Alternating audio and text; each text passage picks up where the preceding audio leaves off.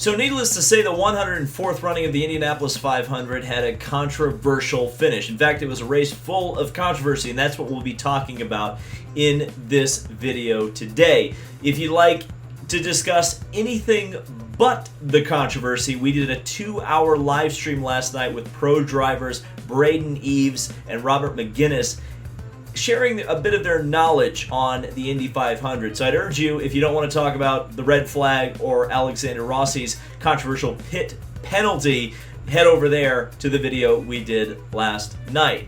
But for those of you who are just either tuning in or perhaps forgotten since yesterday, this is what set up a very controversial Indy 500 finish yesterday. It was Spencer Pigot spinning off of turn number 4 at the Indianapolis 500, hitting the outside wall and then spinning back into the attenuated barrier that protects the entrance to the pit road. It then spat the car back out onto the racetrack and then into the outside wall. Pigot was assisted from his race car and treated at the scene, then transported to Methodist Hospital in Indianapolis, where he was checked and released later that night. Now, there are 3 camps of people, from my determination, on how this either was handled or should have been handled. The first camp of people is pretty obvious. It's the people who decided or thought that the reaction that IndyCar decided to take, which was to just end the race under the caution flag, not even mess with the red flag, was the right decision. I personally sit in that camp. But there are 2 other camps of people that think the red flag should have been used. The first camp of people I think I agree with, or at least see their side of things a little bit more. They're the people who said perhaps the race should have been red flagged because this was a serious accident and that Spencer Pigot did require medical attention to be administered on the track itself.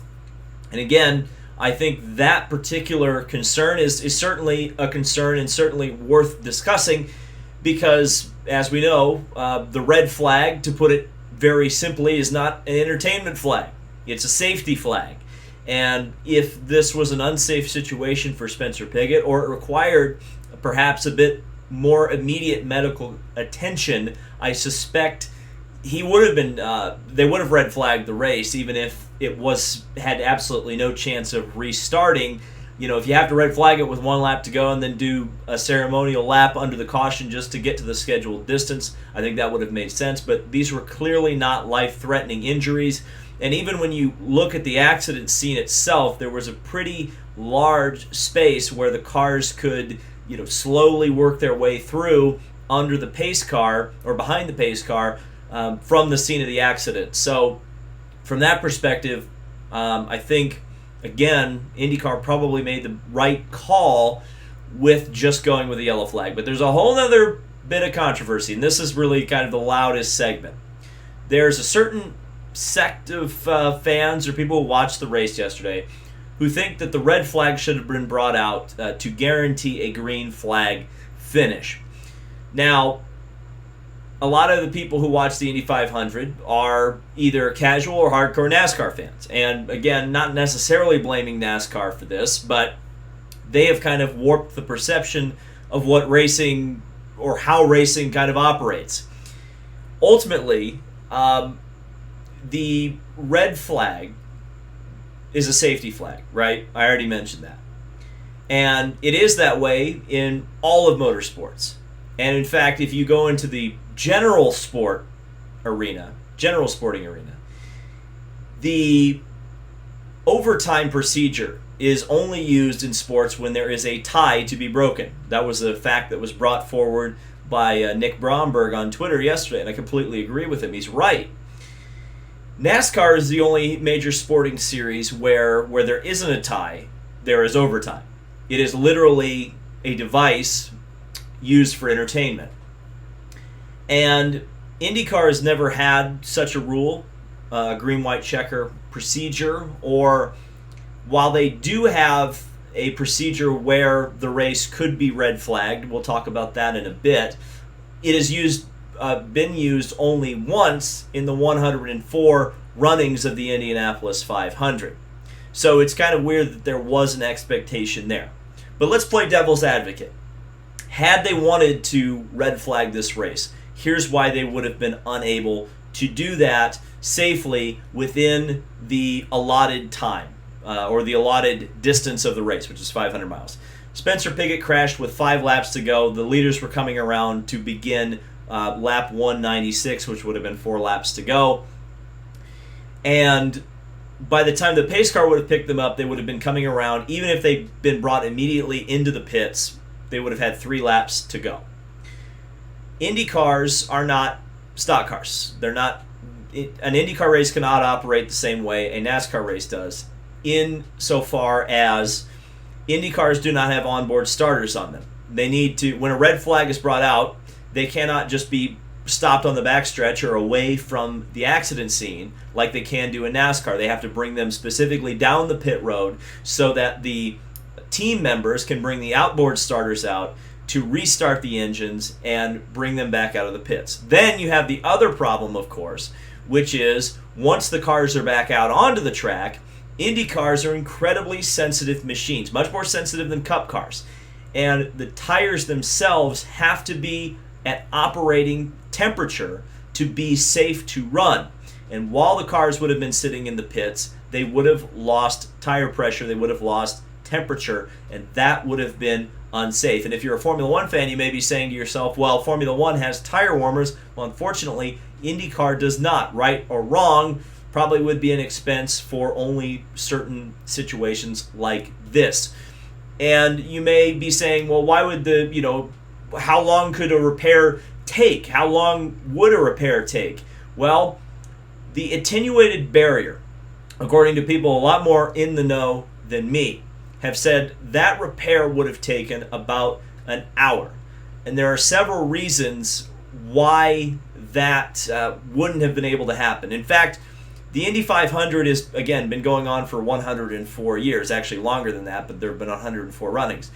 And while that pit attenuator has been hit a few times, it's never been hit at the end of the race. There's only been 3 examples historically of that particular barrier being hit. The most famous was 1989 when Kevin Cogan split his car in half, somehow managed to survive that accident.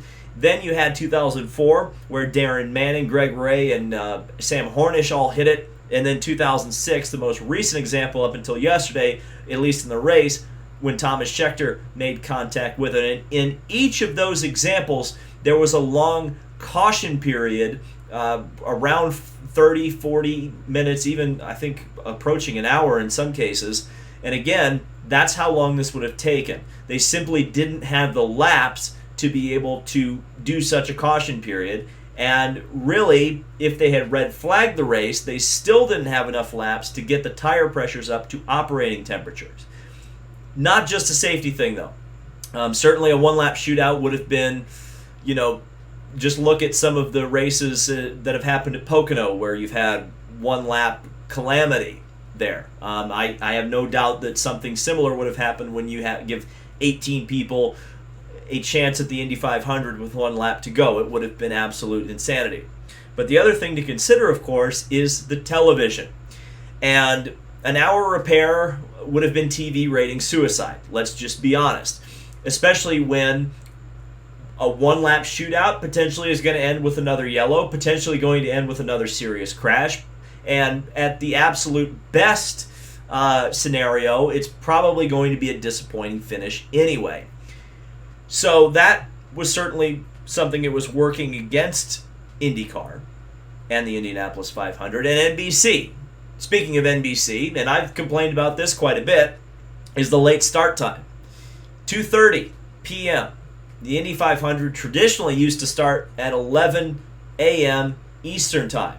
They have since moved the race to noon Eastern time. Green flag's usually about 12:30, really. But when you've got a track like Indianapolis, which has no lights, you're adding an hour to a race that's kicked off at 2:37 in the afternoon. It's getting to be about 5:36. You start adding hour, maybe another hour. What happens if there's another crash? There's so many things that could delay the race. Quite honestly, it wasn't worth it. It was not worth it from that perspective, the TV perspective. But you may be asking, because I've already mentioned this. IndyCar is not NASCAR, even though NASCAR, because it's kind of been the go-to casual motorsport in the United States, has kind of generated this perception because of the rules changes that are, let's be honest, unpopular with the purists, motorsport fans in the United States. But for casual people who maybe only paid attention to NASCAR when it was at its boom period in the mid-2000s when they were making all these rule changes, like green-white checkers, this is a totally foreign concept that a race could end under the yellow without even an attempt to try to manufacture a green flag finish. But why is there this expectation, even with the NASCAR factor? Because if this has always been the way the Indy 500 is, why do people expect it? Well, there is one exception to that rule, which was the 2014 Indy 500 finish. Townsend Bell spun in turn 2, punched a hole in the safer barrier with about 8 laps to go. They threw the red flag immediately, brought all the cars into the pit lane, waited, sent them back out. They did 2 pace laps, gave the green with about 6 laps to go. Ultimately, you did end with the second closest finish in Indy 500 history, but the result was pretty much exactly the same. Ryan Hunter-Reay first, Elio Castroneves second, Marco Andretti third. That was exactly how they came into the pits under the red. So the question, of course, versus a finishing margin was about the only thing that was really different. The result was ultimately the same. So when I hear people say that Scott Dixon got screwed or was treated unfairly because he quote-unquote did not have a fair chance to win the race, I kind of laugh, chuckle, and I say Scott Dixon screwed himself. Ultimately, in 103 of the 104 runnings of the Indianapolis 500, the race has never been guaranteed to have a green flag finish. Now, in recent years, it's not so much anymore. Thankfully, I think it's moving away from that. The advantage in the Indy 500 has not been to lead the race. It's been to be second or third and just sit behind the leader of the race and just wait until the end and make your move. But traditionally and historically, the Indianapolis 500 has never been that kind of a race. It's never been a NASCAR race. It's never been one where it's been advantageous to be second rather than first. And brutally honest here, Scott Dixon's strategy was completely wrong for the car he had. He had easily the fastest car in the race, probably was the best driver, as the point standings indicate. He drove the Indianapolis 500. He strategized the Indianapolis 500 like it was a NASCAR race. Takuma Sato drove the Indianapolis 500 like it was the Indianapolis 500. He took the lead when it was available to him, and he defended it like it was his life depended on it. Takuma Sato won the Indy 500 because Takuma Sato raced the Indy 500. Scott Dixon was racing a NASCAR race. You're not guaranteed a green flag finish in the Indianapolis 500. We need to normalize that again. We need to realize that that is the situation. That is the reality of the Indianapolis 500. So I really don't have a whole lot of sympathy for Scott Dixon, despite the fact that he probably, under normal circumstances, maybe should have won the race. Ultimately, he was not the leader at lap 200, mile number 500. And it's not like it was his last chance either. The final 90 miles of the last 100 were run under the green flag. Takuma Sato passed him legitimately and held him off for that period of time. Again, to me, as a race fan, I got a satisfactory duel out of that. Takuma Sato was absolutely the legitimate winner of this race. He absolutely went out there and earned it. We got our duel anyway. That's the other thing. While, yes, the yellow flag came out and ended the race before the scheduled distance. That sucks as a fan, of course. I'm not going to deny that. I'm not going to pretend like it was a better race because it finished under yellow. It would have been awesome to see Takuma Sato cross the line at 200 miles an hour rather than 60. That just wasn't how it was meant to be. I had a satisfactory, exciting race to watch. Takuma Sato 100% won this race, 100% deserved to win it. I don't have any complaints. I enjoyed the hell out of it. It will be extremely rewatchable in the future. despite the no fans. It will be a race that people will talk about. People will go back and watch on YouTube. It was a good race, no doubt about it. The last 2 laps, how can you define a race by what happens in the last 2 laps? I mean, even if the finish had been incredibly great, if the rest of the race had sucked, we would still remember that the rest of the race had sucked. It's just the modern racing fan has a weird sensibility, I guess you could say. There was one extra controversy. Talk about it very briefly. It was Alexander Rossi coming out of the pits, was penalized for an unsafe release. He made contact with Takuma Sato. Definitely a judgment call, in my opinion. Looking at the slow-mo replay, when Rossi was waved out of the pits, the lane was clear. By the time he got actually merged into traffic, Takuma Sato was there. They made contact. That was why the call was made. Now, that being said, the issue comes, or something that at least Braden Eves said to me yesterday during the stream, which I was pretty much full-on bad judgment call. But here's what Braden said to me, which I thought was so interesting, was he said that there should be 0 tolerance for contact in the pits, period, because it's a safety issue. And he's absolutely right that there are a lot of exposed bodies in the pits, especially under the caution, and it can be very quick that a serious accident could take place that could injure a lot of innocent people. So from that perspective, IndyCar taking a 0 tolerance policy to contact on pit lane, while it certainly screwed Alexander Rossi and certainly screwed us, the fans, out of a potential 3-way duel for the win versus a 2-way duel for the win with Dixon and Sato, ultimately, it probably was the right call, and it's the final countdown because I'm using my DSLR to record this video. But ultimately, this year's Indianapolis 500, to me, the race itself is a classic. I think history will not remember the fact that it finished under the yellow. I think history will remember a great duel between Scott Dixon and Takuma Sato, and Takuma Sato taking a deserving second Indianapolis 500 win. I think we will rewatch this race for reasons that are unrelated to some of the historical incredible moments. Some of the moments like the no fans, which certainly I think a lot of people, myself included, that will leave a bad taste in our mouths for a long time, mainly because of the hypocrisy of the whole situation. You had thousands of people gathered outside of the track with no masks and no social distancing, and had they been allowed into the track, they would have had masks, they would have had social distancing.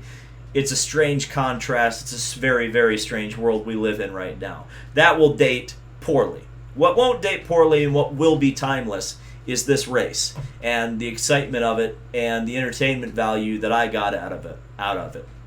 And did this race need to have a caution or a red flag to make sure that there was some grandstand finish? Quite honestly, I think we got the grandstand finish. We had the final pit stop and the final 45 laps of the race, minus the last 5 that were run under the caution, to settle the Indy 500. The right winner won, and I can't even remember the last time you had almost the entire final fuel stint and a half was run under the green flag in the Indy 500. This is the most legitimate result we've gotten in years. Even the great finishes of the Indy 500, most of them were set up by a caution flag. This one was really not set up by a caution flag. It was just Takuma Sato going out there and winning that race. And that's, again, what we should remember it for. Thank you guys so much for watching this. This has been David Land on YouTube. I hope you enjoyed this video. I hope you enjoyed the abbreviated Indy 500 coverage. But stay tuned for more, as this weekend is Gateway IndyCar. That should be very exciting. The defending champion of their race, of course, is Takuma Sato, who won in a very close finish over Ed Carpenter last year. Can't wait. Thank you guys so much for watching. We'll see you in the next video. Subscribe for more IndyCar, Indy 500, and motorsport content.